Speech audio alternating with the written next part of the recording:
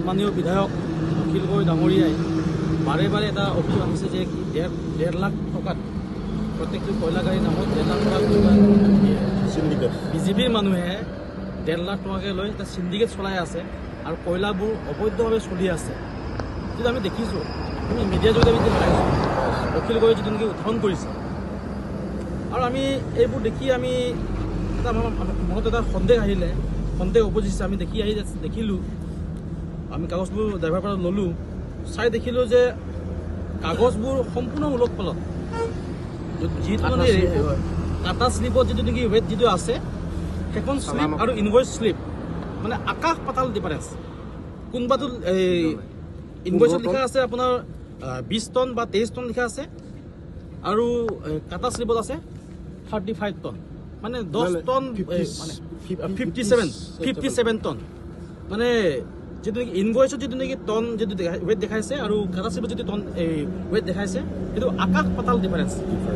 গতিকে আৰু চালানবোৰ আমি চালোঁ, চালানবোৰো মানে কোনো ধৰণৰ চিল মোহৰ নাই, মানে এইটো আৰু চালানত কোনো ডেট নাই। এইটো দেখি পাইছে আপোনালোকে, এইটো চিল মাৰা আছে কিন্তু ইয়াতে এই চহী মাৰা আছে কিন্তু চিল মাৰা নাই, আৰু ডেটবোৰো মানে কোনো মানে সঠিক ডেট নহয়। এতিয়া কথাটো হ'ল অখিল গগৈয়ে উত্থাপন কৰাৰ দৰে এই 1.5 লাখ টকাটো কোনে সংগ্ৰহ কৰি আছে, আমাৰ প্ৰশ্ন উত্থাপন হৈছে। আৰু জাগৃত এই মাজমজিয়াত আমাৰ ইয়াতে স্থানীয় বিধায়ক তথা আমাৰ কেবিনেট মন্ত্ৰী পীযুষ হাজৰিকা ডাঙৰীয়া, তেওঁৰ যিটো নেকি সমষ্টি, এইটো তেওঁৰ সমষ্টিৰ মাজতে এই ৰমৰমীয়া এই যিটো নেকি 2 নম্বৰী বেখা এইটো কোনে কৰি আছে, আমাৰ প্ৰশ্ন উত্থাপন হৈছে। ইয়াৰ লগত কোনোবা সাহসীয় পক্ষৰ দলৰ মানুহ জড়িত হৈ আছে নেকি? আমি প্ৰশাসনৰ মানুহকো আমি ইতিমধ্যে প্ৰায় 2 ঘণ্টামান পূৰ্বে আপোনাৰ সাংবাদিকসকল আহি নোপোৱাৰ আগত আমি যোগাযোগ কৰিছিলোঁ তেওঁলোকক, কিন্তু তেওঁলোকেও দায়িত্ব নলয়। আমি MBI কোনোবা এই চন্দন বুঢ়াগোহাঁই নে বৰগোহাঁই তেখেতকো মানে তেওঁ অফিচাৰ হয় MBI, তেখেতকো ফোন কৰিছোঁ। এতিয়া তেওঁলোকক আমি আমাৰ প্ৰশ্ন উত্থাপন হৈছে, তেওঁলোকে কোনোবা বাইকৰ হেলমেট নাই, কোনোবা গাড়ী মটৰৰ পলিউশ্যন নাই, সেইবিলাক ধৰিব পাৰে, কিন্তু ইমান যে অভাৰলোডেড যদি কয়লা চলি আছে এইবোৰ তেওঁলোকে দেখা নাপায়। এতিয়া এইবিলাকৰ লগত এই চিণ্ডিকেটৰ লগত তেওঁলোকো জড়িত হৈ আছে নেকি, আমাৰ এটা প্ৰশ্ন উত্থাপন হৈছে। এতিয়া আমাৰ সন্দেহ উপজিছে এখন চৰকাৰৰ ওপৰত যে অখিল গগৈ ডাঙৰীয়াই কেইদিনমান এই বিধানসভাৰ মজিয়াত যিটো নেকি প্ৰশ্ন উত্থাপন কৰিলে 1.5 লাখ টকীয়াকৈ 1.5 লাখ টকা প্ৰথম গাড়ীৰ বাবদ তেওঁলোকে সংগ্ৰহ কৰি পেলাই যিটো নেকি ৰমৰমীয়া এটা 2 নম্বৰী বেখা যিটো চলি আছে। এতিয়াতো আমি দেখিছোঁ, আমি ইতিমধ্যে তেওঁলোকৰ কোনো ড্ৰাইভাৰৰ সৈতে, ড্ৰাইভাৰে মালিক পক্ষৰ মানুহক কথা পাতি দিলে আমাক। এই মালিক পক্ষৰ মানুহটোৱে আমাক ফোনতো কৈছে যে আপোনাৰ ৰেকৰ্ডিঙো আছে, ৰেকৰ্ডিং সকলোক আমি দি দিম। এই ৰেকৰ্ডিং স্পষ্টকৈ ওলাইছে তেওঁলোকে যে কি 1.5 লাখ টকীয়াকৈ আমি দি আছোঁ, 1.5 লাখ টকা প্ৰতিটো গাড়ীৰ নাম আমি দি আছোঁ, আৰু দি আমাৰ গাড়ীটো আমি এণ্ট্ৰি কৰাই আছোঁ আৰু পাৰ কৰাই আছোঁ। এতিয়া যদি আপোনালোকৰ যদি কিবা এটা লাগে আপোনালোকে লৈ লওক, আমাক অফাৰো কৰিছে তেওঁলোকে, আমি লোৱা নাই। এতিয়া কথা এই বিজনেছটোৰ লগত এই 2 নম্বৰী বেখাটোৰ লগত কোন জড়িত হৈ আছে, আমি সেইটো তদন্ত আমি বিচাৰিছোঁ। আৰু যদি চৰকাৰ যদি ইমানখন নিকা চলি আছে, 2 নম্বৰী চলা নাই, তেনেহ'লে এইবোৰ কি চলি আছে?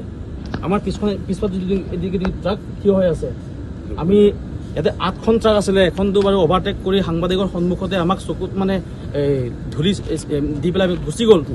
7খন ইয়াতে থিয় হৈ আছে। এই 7খন যদি চালানবিহীন যে কয়লা যে অভাৰটেক গাড়ী যিটো চলি আছে, কাগজখিনি আমি দেখাম আপোনালোকক। কোনোবা এখন এইটো চাব আপোনালোকে, ইয়াত ৱেট লিখা আছে আপোনাৰ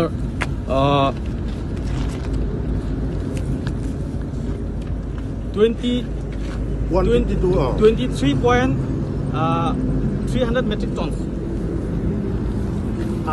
আৰু কাগজ এখনৰ কাগজ 25 আছে, কোনোবা 26 আছে, আৰু যিটো নেকি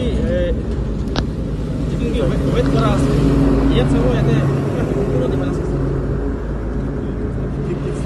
এইখনৰ লগত এইখন নিমিলে,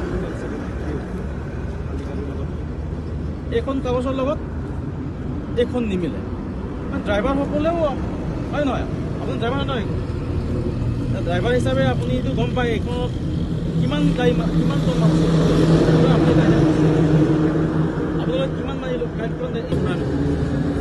এই চালান যিটো আছে সেইটো হ'ল আপোনাৰ অৰুণাচলৰ পৰা ওলাই কাগজ এইটো, এই চালানখন মোবাইলত দিছে, দেখুৱাই দিছে দাদা, কোনে দিছে আমাক ঘৰৰ পৰা দালালে নিয়ে, মানে অৰুণাচলৰ পৰা আছাম। দালালৰ নামটো কি? অলপ মানে ফোনটো কৰাই দিলে যে এই সন্তোষ সন্তোষ কি লিখে বিহাৰী সন্তোষ পুৰাজন দালাল হয় মানে বিহাৰী সম্প্ৰদায় হয় তেওঁ এই কামটোৰ লগত জড়িত হৈ আছে মালিকৰ নামটো কি বুলি ক'লে মালিকৰ নাম কি আছে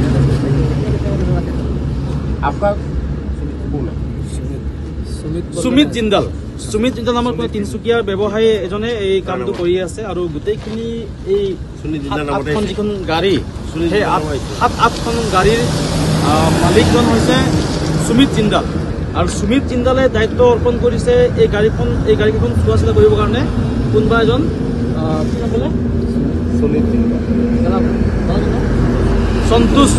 সন্তোষজন তেওঁ এটা দালাল হয় তেওঁ মানে এই গোটেইখিনি মেনেজমেণ্ট তেওঁ কৰে আৰু তেওঁৱে আমাক মানে অফাৰো প্ৰদান কৰিছিলে পাৰ গাড়ী কিবা এটা আপোনালোক লৈ লওক আৰু কিন্তু বিষয়টো এই কথাখিনি ৰাইজৰ মতে আহিব লাগে ৰাইজে জানিব লাগে যে অখিল গগৈয়ে বিধানসভাৰ মজিয়াত যিবিলাক কথা কৈ আছিলে সেইটো সঁচা হয় আৰু আমি আজি ইয়াতে ধৰি দেখালোঁ যে 1.5 লাখ টকাকৈ কোনোবা এই সুমিত বোলা ব্যক্তিজনে কোনোবা এজন ব্যক্তিক দি আছে আৰু তেওঁলোকে মানে এই গোটেইখিনি কণ্ট্ৰল কৰে 1.5 লাখত গোটেই অসমখনত তেওঁলোকে মানে দৈনিক প্ৰায় 100-150 গাড়ী কয়লা মানে দিনতো চলে ৰাতিও চলে কিন্তু মানুহবিলাক লক্ষ্য নকৰে প্ৰশাসন নিমাত আমি প্ৰশাসনৰ মানুহখিনি মাতিছোঁ গাড়ী সন্মুখত পৰি আছে এই গাড়ীকেইখন কাগজ পাতি সঁচা হয় নে মিছা হয় আপোনালোকে আহক চেক কৰক আমাৰ সন্মুখত যদি সঁচা হয় গাড়ীখন যাবলৈ দিয়ক যদি কাগজ পাতি মিছা হয় তেনেহ'লে আপোনালোকে জব্দ কৰক আমি তেওঁলোকক আহ্বান কৰিছোঁ মাতিছোঁ প্ৰশাসনৰ মানুহখিনিক MBIক ফোন কৰিছোঁ পুলিচ প্ৰশাসনক ফোন কৰিছোঁ